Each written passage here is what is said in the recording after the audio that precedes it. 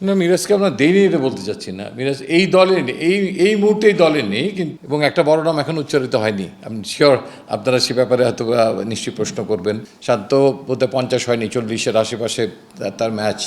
এক সৌম্য আছে, 90-এর কাছাকাছি ম্যাচ খেলেছেন, কিংবা লিটন দাস আছেন। এর আগে আমাদের এশিয়া কাপও আছে ক্যালেন্ডারে। নাসিমকে নিয়ে যাই, নাসিম আমাদের হোয়াইট বল চিন্তাভাবনা এখনও আছে। তখন কিন্তু তানভীরকে আমরা ক্যারি করেছিলাম জাতীয় দলের সঙ্গে। লাস্ট গ্লোবাল T20 ওয়ার্ল্ড কাপটা খেললাম আমেরিকাতে এবং ওয়েস্ট ইন্ডিজে। তখন কিন্তু তানভীরকে আমরা ক্যারি করেছিলাম জাতীয় দলের সঙ্গে। পরবর্তী পর্যায়ে তার হাতে একটা ফ্র্যাকচার হয়, এবং এই ফ্র্যাকচার হওয়ার কারণেই তিনি দীর্ঘদিন খেলার বাইরে ছিলেন, এবং ওয়েস্ট ইন্ডিজ ট্যুরের সময় তিনি অ্যাভেলেবেল ছিলেন না। তো সেই জায়গাটাতেই আমরা তখন নাসিমকে নিয়ে যাই। নাসিম আমাদের হোয়াইট বল চিন্তাভাবনা এখনও আছে, এবং উনি নিউজিল্যান্ড এই দলের সঙ্গেও একদিনের ক্রিকেটে খেলবেন। না, মিরাজকে আমরা দেইনি এটা বলতে চাচ্ছি না। মিরাজ এই দলে নেই, এই মুহূর্তে এই দলে নেই, কিন্তু ডেফিনেটলি তিনি আমাদের সিস্টেমের সঙ্গে থাকবেন। এবং একটা পূর্ণাঙ্গ অলরাউন্ডার বলতে আপনি যেটা বলছেন, এই মুহূর্তে যিনি নাকি 4 ওভার বল করতে পারেন এবং ব্যাট করতে পারেন, সেই জায়গাটা কিন্তু অর্জন করতে হবে। আপনি দেখবেন অনেকেই হয়তো অলরাউন্ডার আছে আমাদের T20 ফরম্যাটে, সবাই কিন্তু ওই জায়গাটা দখল করতে এখনও পারেনি। যদি কেউ পারে সেটা খুবই ভালো। আর নিচের থেকে দেখবেন যে আমরা কিছু অলরাউন্ডারকে প্রমোট করার চেষ্টা করছি এইচপির মাধ্যমে। ওখানে 3 জন এক্স্যাক্টলি অলরাউন্ডার ক্যাটাগরিতে আছে।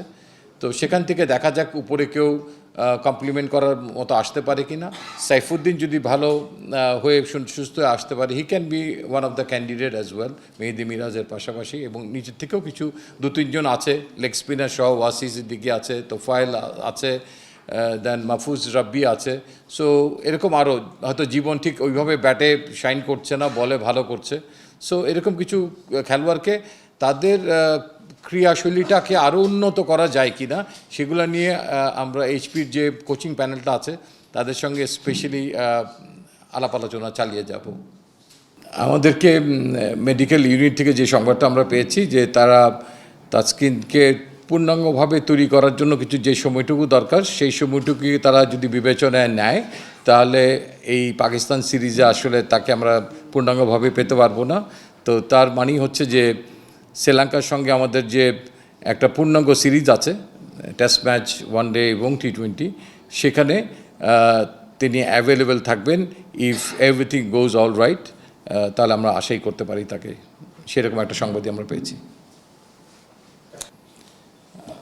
আমার কাছে যতটুকু খবর আছে যে তাদেরকে আমরা হয়তো পাবো, আর ডিপেন্ড করছে ফলাফলের উপরে। যদি যারা এই দুইটি দলে খেলছেন তারা যদি কোনোভাবে এলিমিনেটর পার হয়ে চূড়ান্ত পর্যায়ে চলে যায়, এবং তাদের দল যদি তাদেরকে চায়, আমার মনে হয় তখন ক্রিকেট বোর্ডের ফাইনাল কলটা নিতে হবে। দ্বিপাক্ষিক বোর্ডের একটা সম্পর্কের ব্যাপার আছে, কমিটমেন্টের ব্যাপার আছে। তারপরেও একটা অংশে নিশ্চয়ই লেখা থাকে যে যদি আমাদের জাতীয় দলে কোনো প্রয়োজন হয় তাহলে আমরা আমাদের প্লেয়ারকে আনতে পারি।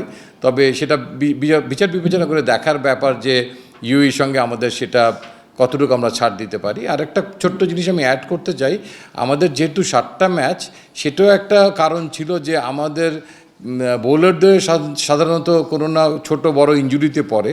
তো সেইখানে যেন লোড ম্যানেজমেন্টটা ঠিক হয়।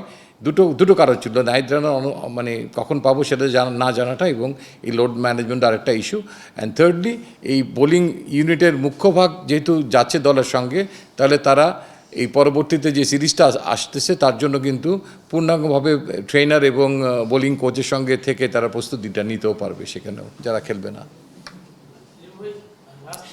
রাজ্জাক ইজ হিয়ার ভাই। কিছু ডেফিনেটলি প্রশ্ন তো জাগতেই পারে, জাতীয় দল ঘোষণা করলে এক একজনের ভিউজ থাকবে এবং কিছু প্রশ্ন সেখানে মাথায় আসবেই।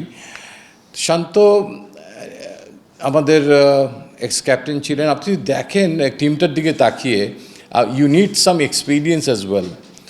তো এখানে আমাদের উপরে এক সৌম্য আছে, 90-এর কাছাকাছি ম্যাচ খেলেছেন, কিংবা লিটন দাস আছেন। এরপরে যদি আপনি তাকান তাহলে হয়তো দেখবেন যে সেখানে একটা বিস্তর ফারাক আছে। শান্ত বলতে 50 হয়নি, 40-এর আশেপাশে তার ম্যাচ। তো কিছু experience you always need to carry with the team. এবং যে কথাটা আমরা বললাম যে ওখানে যারা হয়তো ওই জায়গার জন্য কন্টেস্ট করতে পারে, হয়তো সে অঙ্কন কিংবা উপরে নাইম শেখ, নিচের দিকেও আরও এক দুজন আছেন, তো অটোমেটিক্যালি তারা প্রসেসে আসবেন এবং একটা বড় নাম এখন উচ্চারিত হয়নি। আমি শিওর আপনারা সে ব্যাপারে হয়তো নিশ্চয়ই প্রশ্ন করবেন এবং আমরা আমাদের ভাবনাটা আপনাদের সঙ্গে শেয়ার করব।